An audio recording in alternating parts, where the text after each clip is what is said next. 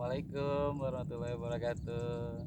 Sahabat Sinergi PTB, perkenalkan saya Haji Makmunid, konsultan dari PTB untuk produk eco farming ya. Oke, pada kesempatan ini saya dari tadi liatin HP ini banyak pertanyaan rupanya nih dari beberapa mitra atau para petani yang berkaitan dengan eco farming terutamanya. Mulai dari bagaimana kita membuat larutan, bagaimana aplikasi, terus disimpannya harus bagaimana, apakah yang mana didulukan, takarannya berapa, pokoknya banyak lah pertanyaan-pertanyaan yang seringkali bermunculan. Oke, kita satu bahas dulu dari beberapa pertanyaan yang sering muncul di kita ya, di konsultan PTBS ini. Sebenarnya ini insya Allah sih kalau dengan ini bisa dibaca dengan baik, santai. Memang betul, ini kebanyakan tidak hanya petani Bapak Ibu sekalian, hampir semua karakter orang Indonesia itu utamanya ini tidak senang untuk membaca, rupanya pengen langsung nonton, langsung lihat bagaimana penjelasan lebih rincinya, begitu kira-kira. Oke, ini ada pertanyaan. Assalamualaikum, apakah bisa dicampur dengan pestisida atau dengan pupuk kimia saat pengaplikasiannya? Ini pertanyaan menarik nih. Kenapa? Karena jujur aja, petani di kita pada umumnya sudah terbiasa dan sudah menjadi satu kebiasaan. Kalau dibilang bahwa nanam padi nih nggak pakai pupuk, nggak pakai pestisida, udah nggak usah nanam katanya. Sama aja itu kan sesuatu hal yang agak kelihatannya sulit untuk dihilangkan. Dulu zaman tahun berapa ya, tahun 80-an barangkali, atau 70-an lebih jauh lagi, orang dikenalkan pupuk kimia aja pada lari, pada gak mau, dengan alasan apa dan sebagainya. Dan itu cepat atau lambat alhamdulillah bisa diminati oleh petani pupuk kimia itu. Nah sekarang berbalik lagi nih, dengan diperkenalkan PKO, mereka juga tetap menolak dulu. Nah supaya ini bisa clear ya, antara kemauan petani, antara dengan petunjuk produk yang tadi ditanyakan, apa boleh pupuk kimia itu bisa diaplikasikan dengan eco farming? Jawabannya adalah kalau dengan pupuk kimia masih boleh, dengan catatan tidak bersamaan waktunya, tidak pada tempat yang sama ya. Jadi harus ada jeda waktu. Tapi itu kalau kita yang belum yakin loh. Kalau sudah yakin ngapain harus beli pupuk kimia? Orang di pupuk eco farming itu sudah lengkap Bapak Ibu sekalian. Nih saya juga kebetulan bawa juga nih contoh pupuknya. Nah ini tuh, di sini udah jelas di komposisinya, ada izin Kementannya. Nah, ini ada kandungan nitrogen, itu kan urea kalau pupuk kimianya. Ada kandungan P-nya itu SP36 atau kaliumnya ya dari KCl, bahkan yang sudah di mix itu NPK namanya. Nah intinya pertanyaan yang Bapak Ibu sekalian yang sering bermunculan, bagaimana kapan bisa dikolaborasi dengan pupuk kimia, pada prinsipnya boleh-boleh saja. Cuman hanya tadi yang saya sampaikan 5T-nya ya, jangan sampai kita tidak tepat waktunya. Artinya bisa jadi petani karena asal boleh dicampur aja lah. Ini setelah dilarutkan langsung diaduk dengan urea, nggak begitu caranya. Tetap sesuai dengan jadwal. Ini punya jadwal, pupuk kimia punya jadwal. Yang penting kita punya rentang waktu. Nih pada umumnya nih petani kalau pupuk seperti ini rata-rata umur 10 hari untuk pupuk kimia. Paling cepatnya kadang-kadang yang rajin itu 7 hari. Nah kita di sini pupukan kedua berarti kan, dan pupuk pertamanya tadi di lahan sudah dilakukan. Nah umumnya petani di awal sebelum melakukan penanaman jarang Bapak Ibu sekalian melakukan pemupukan dasar. Nah ini masuk dong di pupuk dasar. Lalu yang kedua pada tengah-tengahnya pupuk kimia boleh, nanti dilanjut dengan pada umur 14 harinya atau 15 hari. Nanti ada pemupukan kedua biasanya petani itu untuk NPK-nya lah, misalnya kalau pertama urea biasanya NPK biasanya pada umur 35 atau 30, 1 bulan lah.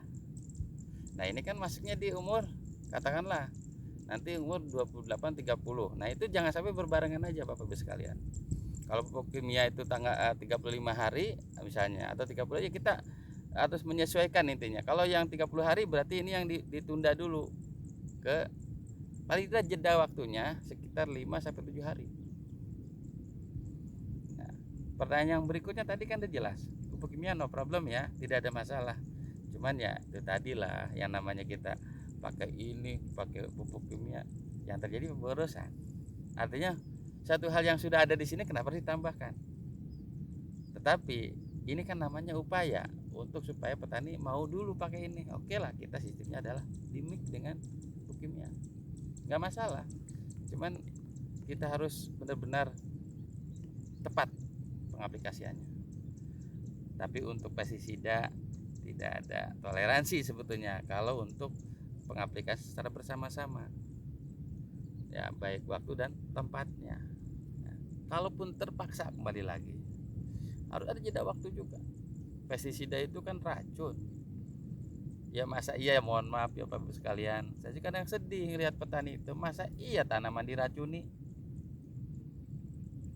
Sebenarnya racun itu yang dimaksud adalah untuk membunuh hamanya, tapi kalau hamanya ada, kalau nggak ada meracuni tanaman dong. Makanya ngapain kita juga harus terlalu jor-joran menggunakan pestisida. Tapi saya mohon maaf maksud para petani, pesan, pestisida adalah suatu langkah terakhir, bukan langkah awal. Ingat loh, langkah awal itu kita harus menggunakan dulu dengan cara-cara yang secara teknis, misalnya pilihan bibit ataupun benih yang unggul, yang tahan hama dan sebagainya. Terus kita ada pembersihan saluran, pembersihan hama, gulma dan sebagainya. Itu satu langkah-langkah untuk mengurangi daripada serangan hama Bapak sekalian. Hama itu kan biasanya akan senang di tempat-tempat yang memang tidak bersih lah, atau rumputnya yang benar-benar tidak terawat gitu kan. Nah itu sering kali. Yang jelas intinya bahwa eco farming dengan pupuk kimia masih bisa, bahkan ada toleransi dari pupuk eco farming itu boleh menggunakannya dalam batas 25%. Artinya begini, ini perlu Bapak Ibu sekalian, mitra PTBS, 25 itu pengertiannya begini. Petani katakanlah 1 hektar itu menggunakan 4 kintal. Kalau 20% berarti berapa dong? 100 kintal. Nah, sering ini multi tafsir yang terjadi. Ketika 25% berarti yang 75 eco farming, bukan begitu. Eco farming tetap full. Kalau satu tutup jangan dipotong ataupun yang dikurangin, tetap aja. Cuman penggunaan pupuk ureanya kita kurang begitu. Nah, untuk pestisida ya mohon maaf saya bilang, tindakan itu tindakan terakhir. Dan jangan sampai lupa, biasanya petani itu punya tangki cuma satu-satunya. Ketika tangki itu bekas, maaf ya, pestisida yang racunnya masih ada, itu bisa aja ketika ini di aplikasi lewat tangki yang tadi digunakan, tanpa harus dibersihkan dulu dan sebagainya, yang terjadi apa? Wah, pupuknya jelek katanya, itu tanaman saya jadi kuning-kuning. Itu kesalahan yang dilakukan tanpa disadari. Sebetulnya ada cara khusus bagaimana kita untuk supaya efektif ini. Artinya tangkinya itu yang bekas pestisida harus dibersihkan dengan 3 tahap. Yang pertama adalah cucilah dengan air tanah yang air yang dibuat larutan tanah, kayak tanah yang memang dilumpurkan gitu. Supaya tujuannya kenapa harus dengan tanah? Karena tanah itu salah satu media yang bisa menetralisir bahan kimia. Cuman rentang waktunya yang memang ada yang mungkin 1 jam atau 2 jam, atau ya minimal dengan tanah itu sama aja. Mohon maaf nih ya, kalau kata Ustadz untuk najis mogolado itu harus pakai tanah. Ya mungkin inilah inspirasinya bahwa tanah itu bisa menetralisir. Yang kedua itu gunakan air sabun ataupun air deterjen ataupun sejenisnya untuk membersihkan tanah-tanah yang menempel, bisa bersih kembali sekaligus untuk membunuh bakterinya. Termasuk virus-virus aja bisa ini dengan deterjen. Yang terakhir, sterilisasinya dengan apa? Dengan air panas. Ketika tahapan dilakukan tanpa harus beli tangki yang baru. Ya syukur-syukur petaninya siap untuk menghadapi semuanya dengan beli tangki baru, pupuknya baru, kaosnya baru lah misalnya, dan sebagainya. Jadi intinya pertanyaan tadi, bahwa eco farming masih bisa digunakan atau dengan pupuk kimia. Adapun dengan pestisida, ingat, pestisida bukan satu-satunya cara untuk pengendalian, terkecuali kalau melebihi batas ambang ekonomi. Jadi bisa saja kita gunakan eco farming, lalu pada kondisi tertentu kena serangan namanya sangat-sangat luar biasa, ya silahkan, itu udah terakhir pilihan. Daripada kita gagal panen, lebih baik kita upayakan dulu. Oke, para petani Indonesia, saya kira untuk menjawab semua yang tadi dikatakan, bagaimana dengan eco farming ini bisa dikolaborasi dengan pupuk kimia atau tidak, jawabannya boleh.